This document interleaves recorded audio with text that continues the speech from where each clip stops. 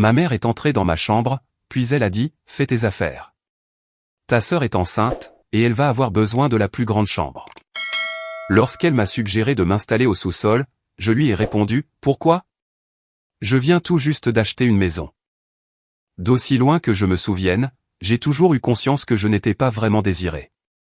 J'étais l'accident, la grossière erreur, l'enfant qu'il n'avait absolument pas prévu. J'ai su cela dès que j'ai été en âge de comprendre les mots, et mes parents l'ont d'ailleurs rendu très clair, sans même avoir à faire d'efforts. Ma sœur, en revanche, était bien différente. Lily était planifiée, désirée, et attendue avec impatience.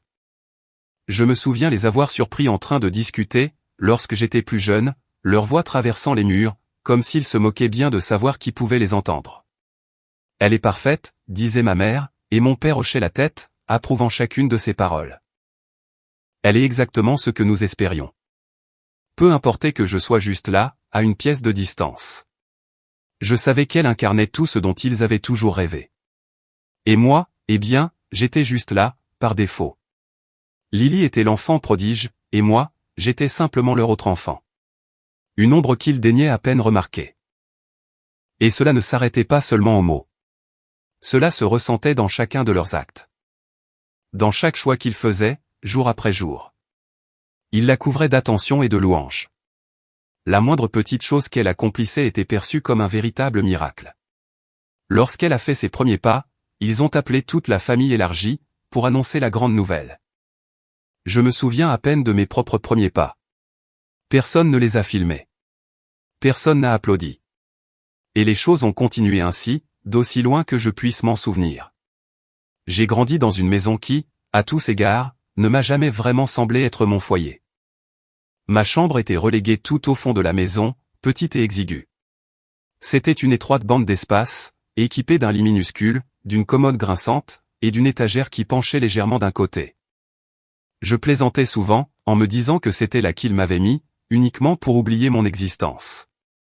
Ma chambre ressemblait à une réflexion après coup, un simple placard de rangement qu'ils avaient converti, lorsqu'ils avaient réalisé qu'il fallait bien me loger quelque part. Lily, bien sûr, possédait une chambre digne de faire la couverture d'un magazine de décoration. Elle avait un lit à baldaquin, recouvert d'une literie rose et duveteuse, des guirlandes lumineuses accrochées un peu partout, et des étagères remplies de poupées, ainsi que de peluches. Sa chambre donnait l'impression d'avoir été aménagée par un architecte d'intérieur. Chaque détail avait été soigneusement choisi pour lui plaire, afin de la faire se sentir unique. C'était exactement le genre de chambre qu'aurait une princesse, une pièce qui criait « Tu es importante. Tu es aimée. » Et puis, il y avait ma chambre, qui m'offrait à peine l'espace nécessaire pour me retourner. Les murs étaient peints d'une nuance de beige d'une tristesse absolue, qui n'avait jamais été rafraîchie depuis ma naissance. J'ai bien essayé d'y accrocher des posters une fois, mais ils se décollaient tout seuls, à cause de la vétusté de la peinture. J'ai finalement renoncé à essayer de rendre cet endroit agréable. Je me suis dit qu'il était inutile de faire semblant que c'était autre chose que ce que c'était réellement, un endroit où il m'avait parqué, parce qu'il ne savait pas quoi faire d'autre de moi. Lorsqu'il s'agissait de choses comme les vêtements ou les jouets, il était toujours d'une évidence limpide de savoir qui était le favori. Lily recevait des tenues toutes neuves, des robes colorées avec des chaussures et des accessoires assortis. Elle possédait des placards pleins à craquer de vêtements, bien plus qu'elle ne pourrait jamais en porter. Moi, en revanche, je récupérais les vêtements usagés de mes cousins, d'amis, ou même de voisins qui se débarrassaient de leurs vieilles affaires. Je me souviens avoir porté des chemises beaucoup trop serrées, des pantalons bien trop courts, et des chaussures qui tombaient en lambeaux. Il me donnait ces choses comme si j'étais un cas de charité, me faisant comprendre que je devais déjà m'estimer heureux d'avoir quoi que ce soit. Les anniversaires étaient de loin les pires moments. Je les regardais organiser de somptueuses fêtes pour Lily, invitant tous les élèves de son école, décorant la maison entière avec des ballons et des guirlandes, louant même des châteaux gonflables et des magiciens. Pour mes anniversaires, ils improvisaient toujours quelque chose à la toute dernière minute, achetant peut-être un simple gâteau à l'épicerie du coin, y allumant une bougie, et considérant que c'était largement suffisant. Aucun ami invité, aucune décoration, et jamais le moindre sentiment que cette journée méritait d'être célébrée. Ils se contentaient de me donner une petite tape dans le dos, de me souhaiter un joyeux anniversaire, et ils passaient à autre chose, comme s'il s'agissait d'un mardi ordinaire. Même mes réussites passaient totalement inaperçues. À l'école, je travaillais très dur. Je faisais d'énormes efforts, je veillais tard pour étudier, et j'obtenais d'excellentes notes. J'ai un jour remporté un prix, lors d'un concours scientifique. Je me souviens être rentré à la maison en tenant le certificat entre mes mains, ressentant une rare et intense vague de fierté. Je me disais, c'est peut-être cela qui va enfin les pousser à me regarder, et à réaliser que je vaux quelque chose. Mais, lorsque je leur ai montré ma récompense, ils y ont à peine jeté un coup d'œil. Mon père a marmonné quelque chose comme « bon travail ». Continue comme ça, sans même lever les yeux de son téléphone. Ma mère, de son côté, m'a adressé un sourire poli, mais c'était ce genre de sourire que l'on fait quand on n'écoute pas vraiment. En revanche, lorsque Lily obtenait une bonne note à un examen, c'était comme si elle venait de remporter le prix Nobel. Ils l'emmenaient dîner au restaurant, l'annonçaient à toutes leurs connaissances, et se vantaient de l'incroyable intelligence de leur fille. Mais en ce qui me concernait, mes accomplissements étaient simplement balayés d'un revers de main, traités comme s'ils n'avaient rien d'exceptionnel. J'aurais pu être un élève parfait, un véritable enfant prodige, et cela n'aurait rien changé à l'affaire. Ils ne voulaient pas de moi. Ils n'avaient jamais voulu de moi. J'étais juste là, tout simplement. Je me rappelle avoir essayé de leur en parler une fois, pour leur demander pourquoi les choses se passaient ainsi. Je devais avoir environ 12 ans, assez vieux pour comprendre que quelque chose clochait, mais encore assez jeune, pour croire naïvement que je pourrais peut-être y changer quelque chose. J'ai demandé à ma mère pourquoi il traitait toujours Lily différemment, pourquoi elle recevait tout, alors que moi, je n'avais rien. Elle m'a regardé avec une expression d'une profonde lassitude, comme si j'étais un fardeau rien qu'en posant la question. Écoute, a-t-elle soupiré, nous faisons du mieux que nous pouvons. Lily a besoin de choses dont tu n'as pas besoin. Elle est spéciale. C'était surtout la façon dont elle l'avait dit, ce rejet désinvolte, qui a fait le plus mal. Elle n'a même pas essayé de le cacher. Elle n'a pas nié le fait que Lily était la favorite de la maison. Elle n'a pas non plus fait semblant de se soucier de mes sentiments. Elle a lâché cela comme si c'était la chose la plus évidente au monde, comme un fait établi, que j'aurais dû savoir depuis le début. Je crois que c'est à cet instant précis que j'ai arrêté d'essayer. J'ai réalisé, à ce moment-là, que peu importe ce que je ferais, peu importe mon acharnement au travail, ou la grandeur de mes réussites, ils ne me verraient jamais. Ils avaient pris leur décision depuis bien longtemps. Lily était leur joyau absolu, l'enfant qu'ils avaient tant désiré, celle qu'ils aimaient. Moi, je n'étais que l'autre enfant, celui qu'ils n'avaient pas prévu, celui qu'ils toléraient à grand-peine. J'ai commencé à passer de plus en plus de temps dans ma chambre, m'isolant d'eux, et me réfugiant dans mon propre petit univers. Je me plongeais à corps perdu dans les livres, les jeux vidéo, ou tout ce qui pouvait m'éloigner de la triste réalité de mon existence. Mon espace était peut-être minuscule et étouffant, mais au moins, c'était le mien. C'était le seul endroit où je pouvais être tranquille, où je n'avais pas à les regarder se prosterner devant Lily, et où je n'avais pas l'impression d'être un étranger, au sein de ma propre famille. Au fil des ans, j'ai appris à ne plus me soucier de leur approbation. Je me suis investi pleinement dans mes études, non pas parce que je pensais que cela attirerait enfin leur attention, mais parce que c'était la seule chose que je pouvais contrôler. C'était l'unique domaine où je pouvais me prouver, à moi-même, que j'avais de la valeur. J'ai excellé, non pas pour eux, mais pour moi. Je suis devenu le meilleur élève de ma classe, j'ai remporté des prix, décroché des bourses d'études, mais j'ai gardé tout cela pour moi. Je savais pertinemment qu'ils s'en fichaient, alors, j'ai tout simplement arrêté de prendre la peine de leur en parler. C'était beaucoup plus facile de cette façon. Plus simple de faire acte de présence, de les laisser vivre dans leur petite bulle, cette bulle où Lily était le soleil, et où je n'étais qu'une vague ombre. En y repensant, je vois bien comment ces années m'ont forgé, comment elles m'ont appris à ne compter que sur moi-même, et à trouver ma propre valeur. J'ai appris à devenir indépendant, et à construire une vie qui ne tournait pas autour de leur validation. Ce n'était pas facile tous les jours, mais cela m'a rendu beaucoup plus fort. Cela m'a prouvé que je n'avais aucunement besoin d'eux, et que je pouvais me tailler une place dans ce monde, même s'ils ne le remarquaient jamais. Je ne suis pas certain qu'ils aient un jour mesuré l'ampleur des dégâts qu'ils ont causés, ni même s'ils ont remarqué la façon dont ils m'ont détruit, petit à petit, jusqu'à ce que je ne sois plus que l'ombre de ce que j'aurais pu être. Peut-être l'ont-ils fait en s'en moquant éperdument, après tout. Ou bien, peut-être étaient-ils tellement absorbés par leur propre vie, dans leur petit monde bien à eux, qu'ils ne m'ont jamais vraiment vu, alors même que je me tenais juste devant eux. De toute façon, cela n'a plus la moindre importance aujourd'hui. J'ai cessé d'avoir besoin de leur présence, il y a bien longtemps. J'ai appris à tracer mon propre chemin, à me forger ma propre identité, complètement détaché de cette famille qui n'a jamais voulu de moi. Qu'ils gardent leur enfant prodige, leur petite Lily si parfaite. J'ai appris à accepter d'être seul, à puiser de la force dans la solitude, et à tirer une grande fierté des choses que j'ai accomplies, selon mes propres termes. Peut-être pensaient-ils réussir à me briser, à m'enfoncer toujours plus bas, jusqu'à ce que je disparaisse tout à fait. Mais, en réalité, tout ce qu'ils ont réussi à faire, c'est me rendre plus fort, et encore plus déterminé à leur prouver que je n'avais pas besoin d'eux. Ils m'ont peut-être donné la vie, c'est vrai, mais ils ne m'ont jamais donné de but. C'est une chose que j'ai découverte par moi-même, dans ces moments de silence, dans l'ombre, et dans tous ces espaces où ils n'ont jamais daigné regarder. Et d'une certaine manière, je leur en suis reconnaissant. Reconnaissant pour cet isolement, pour cette négligence, et pour la façon dont ils m'ont repoussé. Car cela m'a enseigné que je pouvais me passer d'eux, que je pouvais voler de mes propres ailes, et que j'étais capable de trouver ma propre voie. Aujourd'hui, en repensant à toutes ces années, je réalise que je suis bien mieux sans eux. Je suis plus fort, beaucoup plus résilient, et totalement prêt à affronter tout ce qui m'attend. Et, pour y parvenir, je n'ai besoin ni de leur approbation, ni de leur amour, ni de leur attention. Je n'en ai d'ailleurs jamais eu besoin. Mon grand-père était la seule véritable famille que j'ai jamais eue. Dans un monde où j'étais largement ignoré et traité comme un fantôme, il était la seule et unique personne à me voir réellement, et à m'estimer pour ce que j'étais.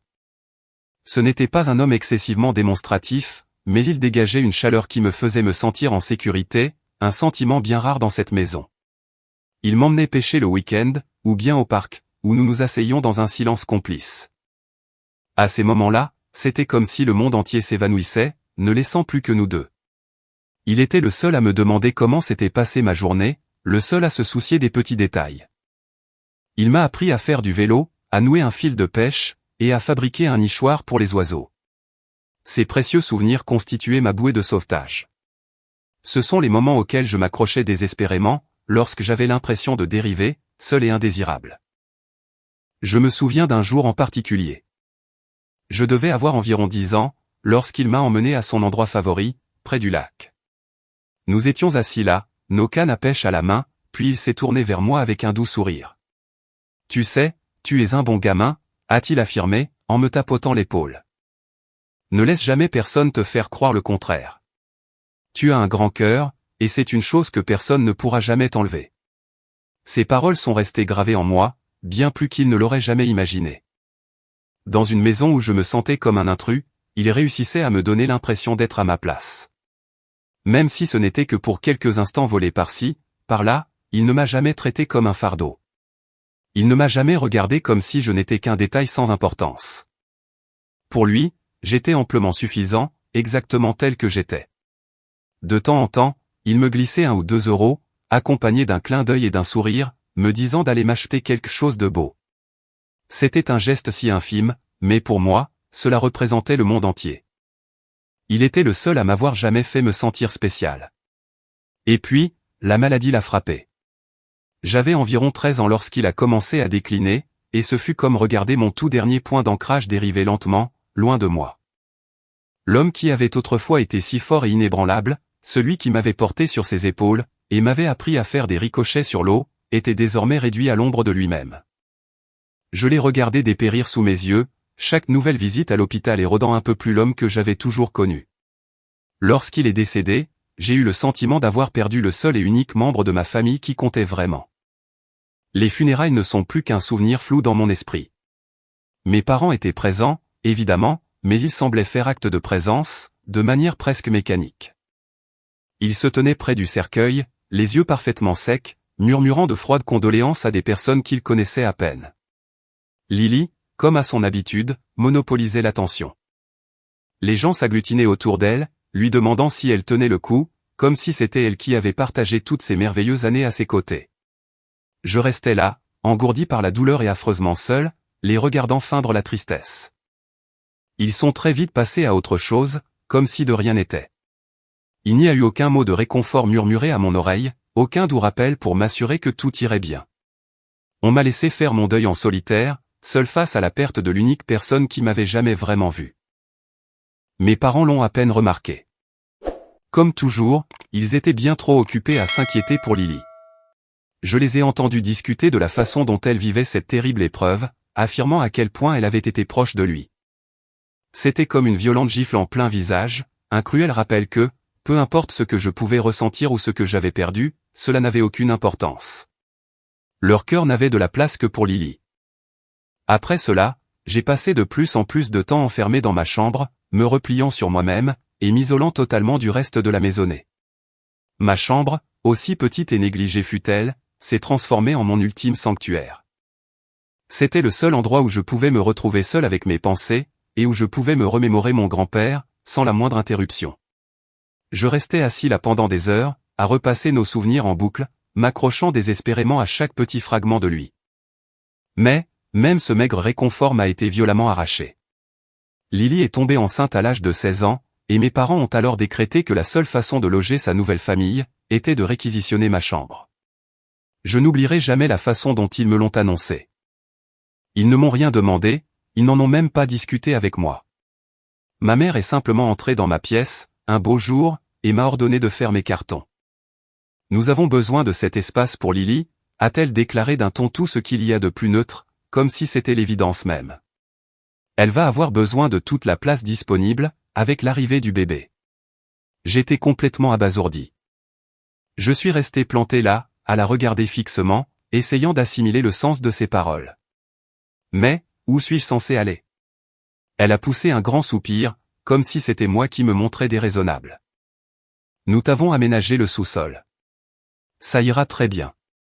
De toute façon, tu n'as pas besoin de beaucoup d'espace.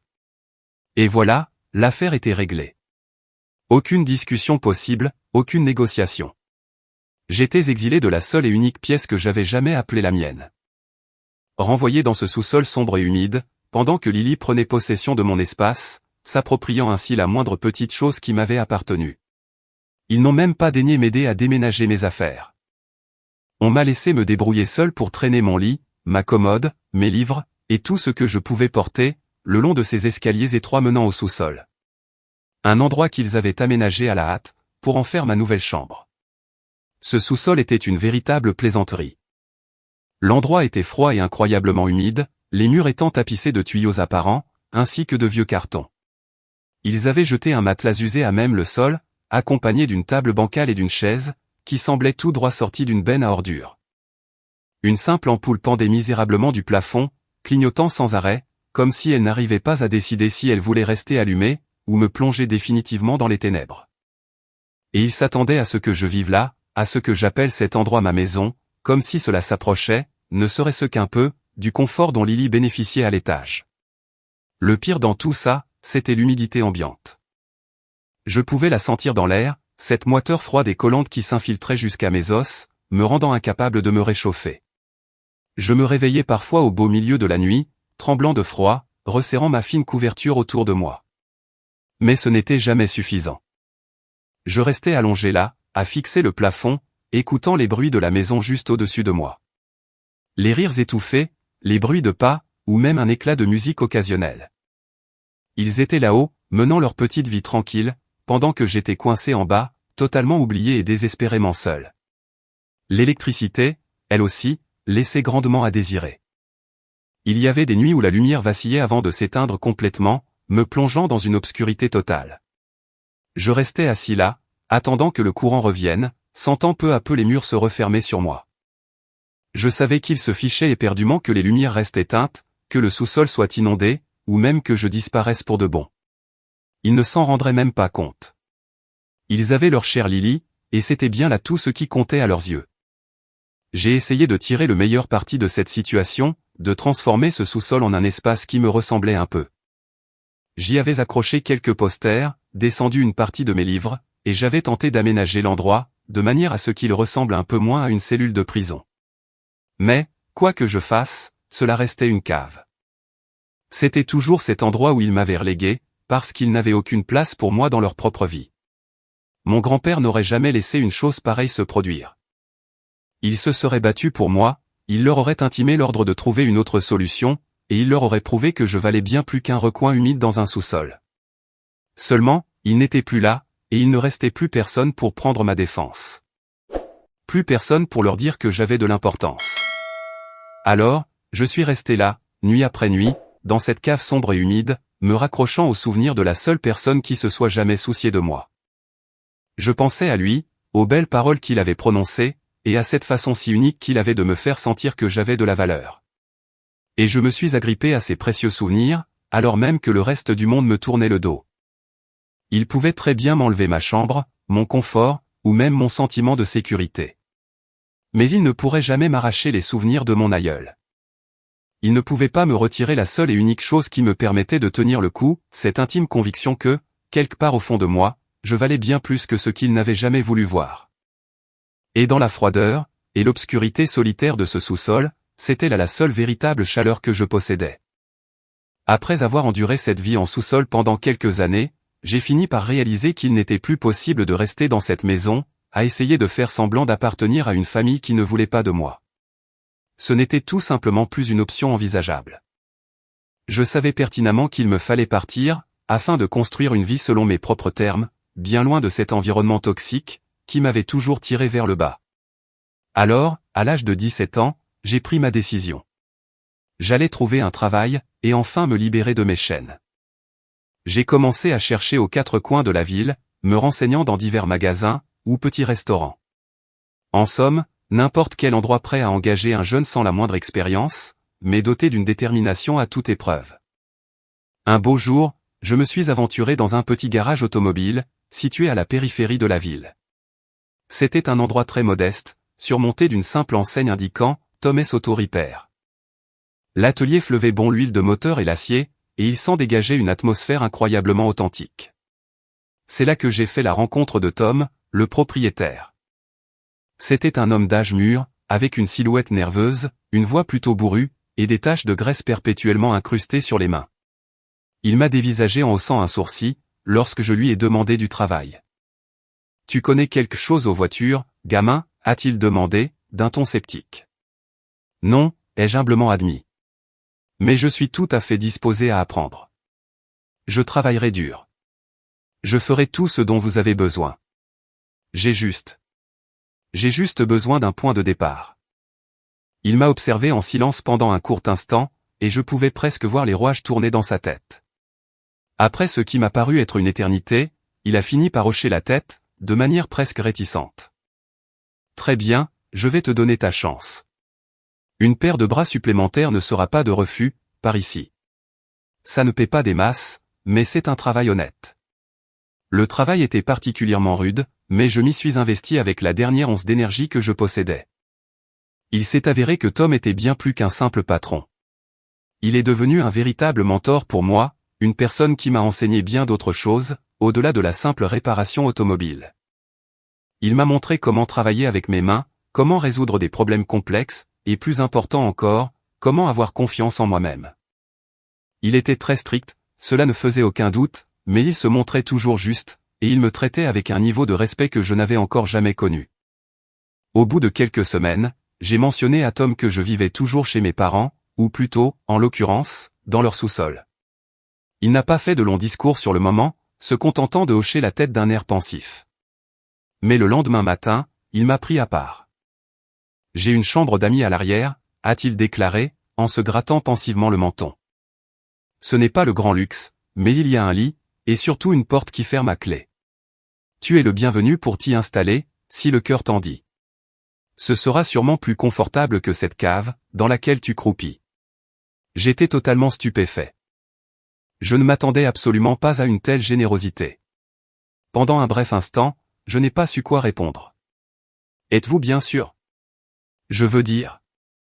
Je ne voudrais surtout pas être un fardeau pour vous. » Il a balayé mes inquiétudes d'un revers de main. « Gamin, je ne te le proposerais pas, si je ne le pensais pas sincèrement. En plus, ce n'est pas plus mal d'avoir quelqu'un dans les parages pour filer un coup de main. Tu as besoin d'un toit, et un peu de compagnie ne me fera pas de mal. Alors, qu'est-ce que tu en dis ? » J'ai immédiatement accepté. C'est ainsi, presque en un claquement de doigts, que ma vie a commencé à changer. J'ai emménagé dans la petite chambre située à l'arrière du garage, et, pour la toute première fois depuis des années, j'ai ressenti un profond sentiment de liberté. C'était un espace très humble. des murs nus, un lit basique et une petite commode. Mais c'était mon propre espace, et cela faisait absolument toute la différence. Je n'étais désormais plus soumis aux caprices destructeurs de ma famille. J'avais un endroit que je pouvais enfin appeler chez moi, un toit au-dessus de ma tête, qui n'était plus lié à leur négligence, ni à leur écœurante indifférence. Je travaillais d'arrache-pied au garage, apprenant tout ce que je pouvais aux côtés de Tom. Il se montrait infiniment patient, m'enseignant non seulement la mécanique automobile, mais également la gestion d'une entreprise, les relations avec la clientèle, et l'importance de tirer de la fierté d'un travail bien accompli. Il m'a offert un but véritable, un idéal vers lequel tendre. Je me suis jeté à corps perdu dans ce travail, fermement déterminé à faire mes preuves, et à démontrer que j'étais parfaitement capable de réussir ma vie. J'économisais le moindre centime gagné, vivant de manière frugale, et mettant de côté tout ce qui était en mon pouvoir. Ce n'était pas chose aisée, et il m'arrivait parfois d'être tenté de faire des folies, d'acheter toutes ces choses que j'avais toujours désirées, sans jamais pouvoir les posséder. Mais je gardais mon objectif en vue. Je chérissais cette vision d'un avenir radieux, où je pourrais enfin voler de mes propres ailes, libéré du joug de ma famille, et de leurs promesses creuses. Après 3 années de labeur acharné et d'économie drastique, j'avais réussi à mettre pas moins de 20 000 € de côté. J'avais été particulièrement prudent, ne dépensant que le strict nécessaire, et me contentant de cette petite chambre attenante au garage. C'est ainsi que, petit à petit, j'ai réussi à me constituer un pécule plus que décent. Je me suis alors mis à chercher des propriétés, rêvant de dénicher un endroit bien à moi, une véritable maison, que je pourrais rénover de mes propres mains. J'ai fini par trouver une modeste petite demeure à la périphérie de la ville, une bâtisse à retaper, qui avait certes connu des jours meilleurs, mais qui possédait un incroyable potentiel. Le prix de vente était fixé à 660 000 €. Et, bien que je n'ai pas les fonds nécessaires pour l'acheter comptant, j'avais économisé suffisamment pour fournir un solide apport initial. J'ai réussi à obtenir un petit prêt bancaire et, avec le soutien indéfectible ainsi que les encouragements de Tom, j'ai acheté cette maison. Cela a nécessité 3 longues années de travail acharné, de sueur et d'innombrables sacrifices, mais j'avais enfin mon propre chez moi. La rénovation de cette maison fut un véritable travail d'amour. Je passais toutes mes soirées, ainsi que mes week-ends, à la retaper, réparant la toiture, peignant les murs, et posant de nouveaux revêtements de sol. C'était un travail colossal. Pourtant, chaque clou que je plantais, chaque mur que je peignais, me rapprochait un peu plus de cette vie dont j'avais toujours rêvé. Cet endroit m'appartenait. Il était vraiment à moi. Et, pour la toute première fois de mon existence, j'avais enfin la merveilleuse sensation d'être le seul maître de mon propre destin. La vie était douce. J'avais gagné mon indépendance, je faisais un travail que j'adorais, et je possédais une maison qui m'appartenait entièrement. Je me sentais fier et accompli, comme si j'avais enfin réussi à m'échapper, loin de l'ombre suffocante de mon passé. Mais, juste au moment où je pensais avoir définitivement tourné la page, ma famille a soudainement refait surface. Tout a commencé par un simple coup de téléphone de ma mère. Elle avait entendu parler de l'achat de la maison, et du grand succès que je m'étais forgé par moi-même. Soudainement, elle débordait de sollicitude, agissant comme si elle avait toujours été présente pour moi. Elle m'a posé des questions sur la maison, sur mon travail, la voix teintée d'un enthousiasme forcé. Mais je percevais distinctement la véritable raison, dissimulée sous cette belle façade. Il voulait revenir dans ma vie. Il convoitait jalousement une part de tout ce que j'avais construit. Quelques jours plus tard, ils ont débarqué sans la moindre invitation préalable, se tenant fièrement sur le pas de ma porte, accompagnés de Lily et de son enfant. J'ai ouvert la porte, totalement surpris de les voir. Pendant un long moment, je suis resté là à les fixer, sans trop savoir quoi dire. Ethan, a lancé ma mère, en s'avançant avec un sourire qui n'atteignait pas ses yeux. Nous avons appris que tu avais brillamment réussi. Tu as cette si charmante maison, maintenant. Alors, eh bien, nous nous sommes dit qu'il serait peut-être agréable d'être à nouveau tous réunis. Je comprenais parfaitement où elle voulait en venir, même si elle ne le formulait pas de manière explicite.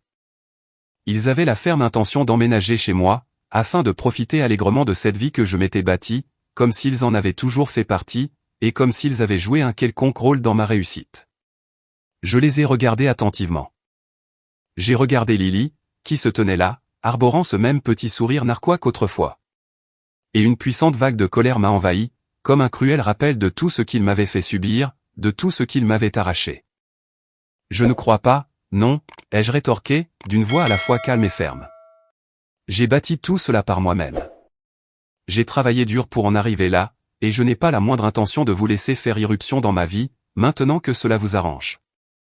Le visage de mon père a viré au rouge pivoine, et un vif éclair de colère a traversé son regard.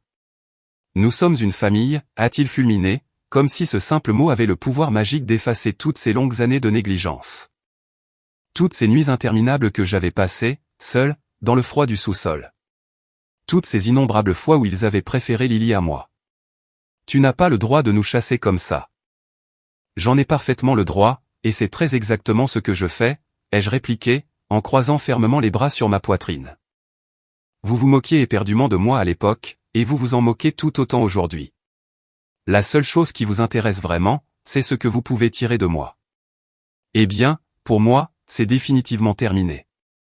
Je n'ai absolument pas besoin de vous, et je ne vous dois rien.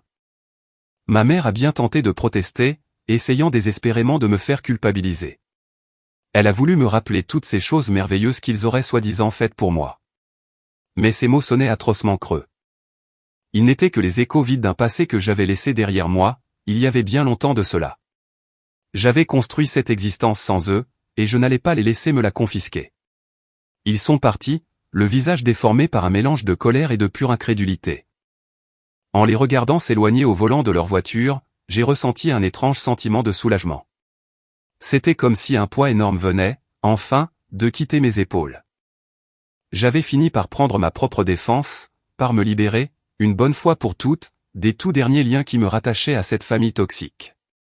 J'étais une personne à part entière, complètement indépendante, autosuffisante, et je n'avais pas la moindre intention de faire marche arrière. En refermant ma porte d'entrée, j'ai jeté un regard circulaire sur ma petite maison, et une puissante vague de fierté m'a submergé. C'était un magnifique rappel de tout ce que j'avais accompli, de tout ce que j'avais bâti, en partant de zéro. C'était ma vie, ma réussite personnelle, et je l'avais gagnée à ma seule force, et selon mes propres conditions. Je n'avais pas besoin d'eux, je n'en avais d'ailleurs jamais eu besoin. Je possédais une maison, un métier, et un avenir qui n'appartenaient qu'à moi, et à moi seul. Pour la toute première fois de mon existence, je me suis senti véritablement libre. C'est presque par accident que j'ai découvert ce que mes parents avaient manigancé. Un après-midi, alors que je fouillais dans de vieux cartons entreposés au sous-sol, je suis tombé nez à nez avec un dossier, qui portait l'écriture manuscrite de mon grand-père. Le dossier était poussiéreux et très usé par le temps, et je ne l'avais pas revu depuis la période ayant précédé son décès. Je l'ai ouvert avec curiosité, mais ce que j'y ai découvert m'a laissé dans un état de choc absolu, mêlé à une fureur indescriptible. Ce dossier contenait des documents juridiques, relatifs à un héritage qu'il avait soigneusement mis de côté pour moi. Une chose dont j'avais tout bonnement ignoré l'existence, jusqu'à cet instant précis. En épluchant toute cette paperasse, j'ai peu à peu reconstitué le puzzle de ce qu'il m'avait laissé. Il s'agissait d'une somme d'argent plus que substantielle, destinée à financer mon avenir. Je n'en croyais pas mes yeux. Mon grand-père m'avait légué un véritable coussin financier, un capital conçu pour m'aider à bien démarrer dans la vie, pour m'offrir des fondations solides sur lesquelles m'appuyer. Et pourtant, je n'en avais jamais vu le moindre centime. J'ai immédiatement apporté ces documents à Monsieur Grant, mon avocat. C'était l'homme qui m'avait déjà aidé, lorsque ma famille avait tenté, plus tôt, de ruiner mon entreprise. Il a minutieusement examiné les papiers, son expression s'assombrissant de minute en minute, à mesure qu'il en découvrait les sordides détails. C'est extrêmement grave, Ethan, a-t-il fini par déclarer, en levant les yeux de son dossier. Il semblerait que vos parents aient accédé illégalement à cet héritage, pour le détourner vers des comptes ouverts au nom de votre sœur. Ils n'avaient absolument aucun droit sur cet argent. Il vous appartenait de plein droit, et ils l'ont détourné à leur profit. Je suis resté assis là, pétrifié par le silence, tandis qu'un furieux mélange de colère et de trahison bouillonnait au plus profond de moi. Je n'arrivais pas à croire qu'ils étaient allés aussi loin, qu'ils s'étaient abaissés à un tel niveau pour me voler. M'arracher ce que mon grand-père m'avait légué, dans l'unique but d'en faire cadeau à Lily. C'était comme recevoir un violent coup de poing dans le ventre. Un douloureux rappel de toutes ces fois où il l'avait choisi à mon détriment, de toutes ces fois où il m'avait clairement signifié que je n'étais rien d'autre qu'un encombrant fardeau, dans leur vie parfaite. Que puis-je faire pour y remédier, ai-je demandé, la voix tremblante de rage. Monsieur Grant s'est adossé à son fauteuil, plissant les yeux, tout en réfléchissant aux différentes options qui s'offraient à moi. Vous pouvez les poursuivre en justice. C'est un cas flagrant de fraude, et, grâce à ces documents, nous disposons de bien plus de preuves qu'il n'en faut, pour monter un dossier extrêmement solide. Vous avez tout à fait le droit de réclamer ce qui vous a été laissé, et ils doivent être tenus responsables de leurs actes criminels. Il ne m'a pas fallu longtemps pour prendre ma décision. Je n'allais certainement pas les laisser s'en tirer à si bon compte. Ils m'avaient volé en toute impunité, ils s'étaient emparés de ce qui m'appartenait légitimement, et ils s'en étaient servis pour avantager Lily, exactement comme ils l'avaient toujours fait. Mais, cette fois-ci, ils n'allaient pas pouvoir s'en aller tranquillement, sans affronter les justes conséquences de leurs actes. J'en avais définitivement fini de jouer la victime silencieuse. Fini de les laisser me piétiner, comme si je n'avais aucune importance à leurs yeux. J'allais me battre de toutes mes forces, et j'allais gagner. Le processus judiciaire s'est révélé particulièrement exténuant, ponctué par d'innombrables audiences, de longues dépositions, et des montagnes interminables de paperasse. Mes parents ont contre-attaqué, cela va de soi, niant les faits en bloc, et tentant désespérément de se faire passer pour d'innocentes victimes. Ils ont osé prétendre qu'ils n'avaient agi que pour le bien supérieur de la famille. Ils ont argué qu'ils avaient utilisé cet argent pour Lily, tout simplement parce qu'elle en avait plus besoin que moi. C'était la même vieille excuse pathétique que j'avais entendue toute ma vie. L'éternelle justification dont ils se servaient à chaque fois, pour faire passer ses besoins bien avant les miens. Seulement, cette fois-ci, cela n'a pas suffi. Monsieur Grant s'est montré absolument implacable, déchiquetant leur stratégie de défense pièce par pièce, et exposant leurs mensonges, ainsi que leur perfidie, aux yeux de tous. Les preuves étaient tout simplement accablantes. Et, à mesure que le procès s'éternisait, je pouvais voir la peur grandir de jour en jour dans leurs yeux. Ils savaient pertinemment qu'ils allaient perdre ce combat, et ils étaient conscients qu'ils ne pouvaient plus rien faire pour l'empêcher. Le jour où le verdict est tombé, j'ai éprouvé un sentiment de réhabilitation et de justice tel que je n'en avais jamais connu. Le juge a statué en ma pleine et entière faveur. Il a officiellement déclaré que mes parents avaient bel et bien commis une grave fraude, en accédant illégalement à mon héritage. Ils ont été condamnés à verser des dommages et intérêts, afin de me rembourser les sommes dérobées, tout en me dédommageant pour le terrible préjudice moral que leurs actes avaient engendré. Pour la toute première fois de mon existence, j'avais l'impression d'avoir triomphé. J'avais récupéré une chose qu'ils m'avaient volée, une chose sur laquelle ils n'avaient aucun droit, et je les avais forcés à assumer les conséquences de leurs misérables actions. Après le procès, j'ai ressenti un profond sentiment d'apaisement auquel je ne m'attendais pas du tout. Gagner cette affaire n'était pas seulement une question d'argent. C'était, avant tout, l'occasion de prendre enfin ma propre défense, et de refuser catégoriquement d'être leur victime plus longtemps. Je m'étais toujours senti terriblement impuissant face à eux, comme si j'étais constamment à leur merci. Mais, dorénavant, je savais que ce n'était plus le cas. J'avais une voix pour me faire entendre, et je possédais la force nécessaire pour m'en servir. Grâce à l'indemnisation que j'ai perçue, j'ai été en mesure d'assurer sereinement mon avenir, et de bâtir une vie qui m'appartenait vraiment, bien loin de leur néfaste influence, et de leur insupportable toxicité.